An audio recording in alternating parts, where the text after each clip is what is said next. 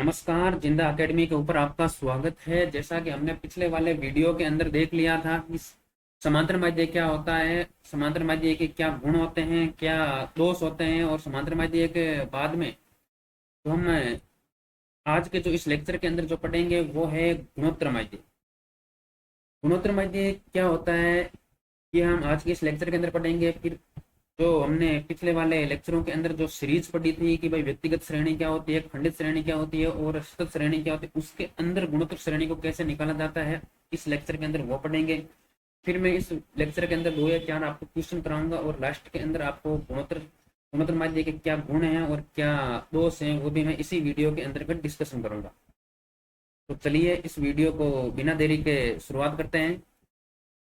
सबसे पहले है गुणोत्तर माध्य। गुणोत्तर माध्य क्या होता है? गुणोत्तर माध्य को समझने से पहले आपको ये पता होना चाहिए कि किसी का मतलब nवां मूल क्या होता है। और यदि हम nवें मूल का भी पता नहीं है तो फिर इस डेफिनेशन को बस याद होना चाहिए कि आपके पास nवां मूल क्या है, वो मैं अभी जस्ट आगे वाले इस व्यक्तिगत श्रेणी के अंदर बता दूंगा। गुणोत्तर गुणोत्तर माध्य क्या होता है? गुणोत्तर माध्य n पदों के गुणनफल का nवां मूल होता है। जैसे nवें मूल को हम यहाँ लिखते हैं। जैसे यदि हम हायर मैथमेटिक्स के अंदर जाते हैं तो हायर मैथमेटिक्स के अंदर कॉम्प्लेक्स नंबर के अंदर जाते हैं तो कॉम्प्लेक्स नंबर के अंदर यूनिटी के रूट्स भी फाइंड करने होते हैं। तो वो वहाँ पर तो अलग है, मैथ वालों के लिए अलग है, पर जो अदर सब्जेक्ट के हैं जैसे इकोनॉमिक है, कॉमर्स वाले हैं, उनके लिए सिर्फ ये गुणोत्तर माध्य क्या होता है, उनके लिए आपके लिए सिर्फ ये डेफिनेशन बहुत है। गुणोत्तर माध्य n पदों का गुणनफल का nवां मूल होता है। इस डेफिनेशन को अलग अलग सीरीजों में कैसे अप्लाई करेंगे वो आपके पास मतलब कैसे पता होना चाहिए कि उनका गुणनफल तो हमारे को पता है कि बहुत सारी संख्या दे रखी होगी, उनका गुणन करना है। पर एनवां मूल क्या होता है कि एनवां मूल होता है कि इनके ऊपर कोष्टक लगा के जो भी मूल है, एनवां मूल है, जो 1/n कर देना है। जैसे देखिए आपके पास ये जो सीरीज है वो है व्यक्तिगत श्रेणी। व्यक्तिगत श्रेणी के अंदर क्या होता है कि सपोज करिए कि हमारे पास व्यक्तिगत श्रेणी कैसी होती है, तो आपको पता है, हमने पिछले वाले लेक्चर के अंदर पढ़ दिया था। व्यक्तिगत श्रेणी क्या होती है? जैसे आपके पास रैंडम डाटा दे रखे हैं वो आपके पास व्यक्तिगत श्रेणी होती है। जैसे यहाँ पर व्यक्तिगत श्रेणी के अंदर आपके पास सपोज करिए कि n डाटा दे रखे हैं, x1 x2 x3 xn। आपके पास n डाटा दे रखे हैं और इन डाटाओं को आपके पास जियोमेट्रिक मीन्स पढ़ना है। जियोमेट्रिक मीन, गुणोत्तर माध्य को जियोमेट्रिक मीन बोला जाता है और शॉर्टकट के अंदर इसको जीएम बोला जाता है। यदि हमें n डाटा दे रखा है तो हमें इसका जियोमेट्रिक मीन निकालना है, तो हम इनको इन डाटाओं को गुणनफल कर देंगे। और मैंने बोला था कि nवां मूल मतलब कोष्टक लगा के 1/n कर दो, 1/n करते ही उसको गुणोत्तर माध्य निकल जाएगा। तो जैसे व्यक्तिगत श्रेणी के अंदर आपके पास डाटा दे रखा है और उसका nवां मूल निकालना है, तो इसको मैंने मल्टीपल कर लिया। नोट्स में देखिए मतलब x1 x2 डॉट xn की पावर 1/n कर दी, तो इसका जो जियोमेट्रिक मीन है वो निकल जाएगा। और यदि इस जियोमेट्रिक मीन 1 की पावर n, ऐसे बहुत सारे आते हैं कि 1 की पावर n हम निकाल पाना भी मतलब मुश्किल हो जाता है, तो हम उसको एंटी लॉग लेते हैं। 1 की पावर n निकालना एग्जैक्ट जो वैल्यू है वो इससे नहीं निकलेगी। एग्जैक्ट वैल्यू जो एंटी लॉग लेंगे और फिर एंटी लॉग की एक लॉग की लॉगरिथम की एक सीरीज होगी, उस सीरीज के अंदर उसकी वैल्यू देखेंगे। ये प्रोसेस बन जाती है, बहुत लंबी प्रोसेस हो जाती है। तो यहाँ से इस गुणोत्तर माध्य का एक दोष भी है कि ये प्रोसेस क्या है, बहुत लंबी है। यहाँ से दोष, हालांकि एग्जाम के अंदर गुण और दोष पूछे जाएंगे आपसे, मतलब एक नॉर्मल कुछ मतलब क्वेश्चन पूछा जाएगा, मतलब हल्का फुल्का, मतलब हवाई हवाई फायरिंग करेगा एग्जामिनर की भाई इनका गुणोत्तर माध्य निकाले। तो आप गुणोत्तर माध्य 2-3 नीचे एग्जाम्पल कराए हैं, उनसे वैसे ही मतलब सिमिलरली आपके पास एग्जाम में आएंगे तो नहीं आएंगे, फिर इनसे क्वेश्चन मतलब न्यूमेरिकल नहीं आएंगे, डायरेक्ट थ्योरेटिकल पूछा जाएगा और थ्योरेटिकल गुण और दोष से पूछा जाएगा। गुणोत्तर माध्य व्यक्तिगत श्रेणी के अंदर गुणोत्तर माध्य हमने ज्ञात कर लिया कि इसके अंदर एंटी लॉग लेंगे और ये सारी सारी लॉगरिथम की प्रॉपर्टी होती है। कहीं दफा बाहर आपके पास जब आप बहुत सारी टेस्ट सीरीज दोगे तो वहां पर आपके पास जीएम का फॉर्मूला ये भी कई बार देखने को ये भी मिल जाता है। तो ये लॉगरिथम फॉर्मूला है जो कि आपके हायर मैथमेटिक्स के अंदर आते हैं।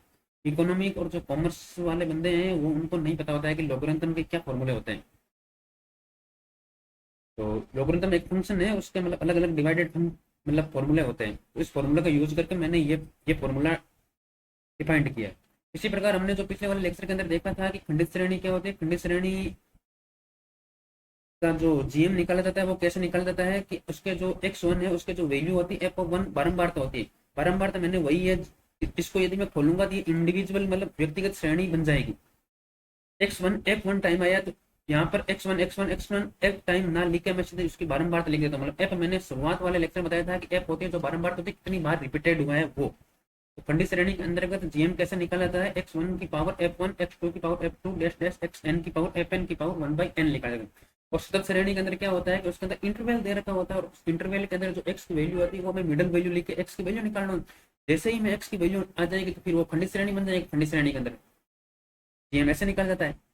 जैसे अभी जो ऊपर मैंने जो बोला है वो समझ में नहीं आया, तो मैं नीचे 3 एग्जांपल लिए हूँ आपके लिए। देखिए जैसे 2 4 8 का जीएम निकालना, तो कैसे निकालेंगे? जीएम का फॉर्मूला इंडिविजुअल, मुझे मालूम है कि डाटा दे रखा है, व्यक्तिगत श्रेणी दे रखी है, डाटा दे रखा है, तो इनका जीएम कैसे निकालता है? इन सारों का मल्टीपल, और कितने डाटा है ऊपर 1/3 है तो 1/3 निकाले, फिर इनको मैं मल्टीपल करूंगा, 64 है 1/3 है तो 4 है इक्वल टू 4 आ जाएगा। कई बार एग्जाम में पूछा गया है इसलिए ये डायरेक्ट ही आएंगे।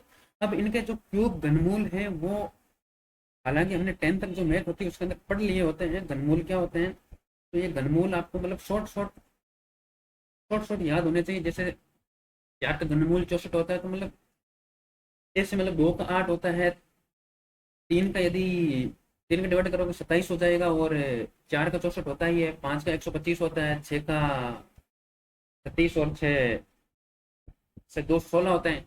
ऐसे मतलब मतलब ऐसे डिवाइडेड इसके जो घनमूल होते हैं वो उनको याद रखने पड़ते हैं 10 तक। हालांकि जो हार्ड होंगे वो पूछेगा भी नहीं, तो शॉर्ट शॉर्ट है वो पूछ लेगा, आप इनको तोड़ोगे तो ऑटोमेटिक 4 आ जाएगा। इसी प्रकार मैंने अगला जो एग्जांपल लिया 2 8 और 16 का जीएम निकालना है, तो आपको जीएम निकालने का तरीका मैंने व्यक्तिगत श्रेणी के अंदर कैसे जीएम निकाला जाता है, उनको मल्टीपल किया, कितनी संख्या है उन संख्या को 1/n, जहां पर n लिखा था वहां पर वो संख्या आती है।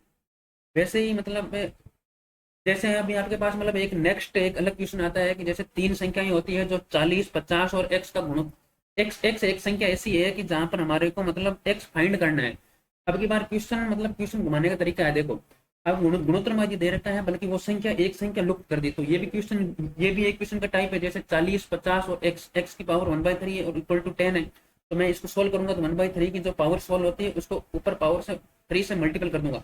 जैसे ही मैं 3 से मल्टीपल किया तो 10 की पावर 3 आ जाएगा, 40 50 और x आ जाएगा, और तुम से सुन चले गई मतलब तो पीछे 10 बचे, और इधर आपके 4 × 5 बचे, तो इधर 20 बच गए, इधर 10 बच गए, तो x की वैल्यू क्या आ गई 1/2। ये तो हो गया आपके पास न्यूमेरिकल जो कि बहुत ही कम पूछा जाता है। अब आता है गुणोत्तर माध्य के गुण क्या होते हैं। जैसे हमने वो पढ़ा था गुणोत्तर माध्य का फॉर्मूला क्या होता है, GM equal to x1 x2 x2 की जो पावर होती है वो 1/n होती है। इसमें हमने ये भी देखा कि x1 x2 xn मतलब जो सारी संख्याएं होती हैं उनके ऊपर डिपेंड करता है, नहीं करता, तो आता है। तो गुणोत्तर माध्य के गुण क्या होते हैं, सभी मूल्यों पर आधारित होते हैं। सबसे बेहतरीन जो याद तो रखना ही नहीं है, जो हमने जो फॉर्मूला देखा था उसी को आपके पास मतलब यहाँ पे मैंने गुण लिखे हैं, सभी मूल्यों पर आधारित है। दूसरा मैंने जो गुण लिखा है वो बीजगणित विवेचन के लिए उपयोगी। बीजगणित विवेचन मतलब हम यदि इस डाटा के अंदर यदि छेड़छाड़ी करेंगे तो भी मतलब ये भी तो मतलब छेड़छाड़ी और बीजगणित विवेचन मतलब इसके अंदर घटाया या गुणा कुछ भी किया जा सकता है। तीसरा मैंने सूचकांक निर्माण के लिए, ये सूचकांक आपके पास एएसओ के सिलेबस के अंदर दे रखा है कि सूचकांक क्या होता है, तो सूचकांक निर्माण के अंदर जो गुणोत्तर माध्य होता है वो बेस्ट होता है। और फिर कई दफा बार क्वेश्चन पूछा जाता है कि चक्रवर्ती ब्याज या जनसंख्या वृद्धि दर को ज्ञात करने के लिए हम क्या यूज लिया जाता है, तो ये गुणोत्तर माध्य यूज लिया जाता है। डायरेक्ट क्वेश्चन आएगा कि गुणोत्तर माध्य या फिर चक्रवर्ती ब्याज दर या जनसंख्या वृद्धि के लिए कौन सा मतलब क्या यूज किया, तो वहां पर आपको ऑप्शन दे रखा माध्य का, गुणोत्तर माध्य, बहुलक या फिर ऋणात्मक माध्य यूज लिया जाता है। तो यहाँ पर आपके पास डायरेक्ट पता होना चाहिए कि गुणोत्तर माध्य यूज लिया जाता है।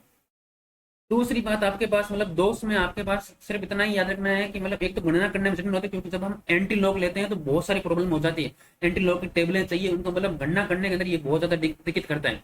और दूसरी बात, यदि इनमें से x1 x2 dash dash xn है, यदि इनमें से एक भी वैल्यू यदि 0 हो जाती है तो यहाँ पर क्या हो जाता है, प्रॉब्लम आ जाती है। तो हम जीएम की गणना नहीं कर पाते, गणना नहीं कर पाते हैं मतलब जीएम या तो फिर शून्य होगा या फिर इसकी गणना नहीं की जा सकती। 0 होगा तो ऑप्शन बात है, ऑप्शन के अंदर ये जो गुण या दोष है इनके लाइन टू लाइन क्वेश्चन पूछे जाते हैं, डायरेक्ट।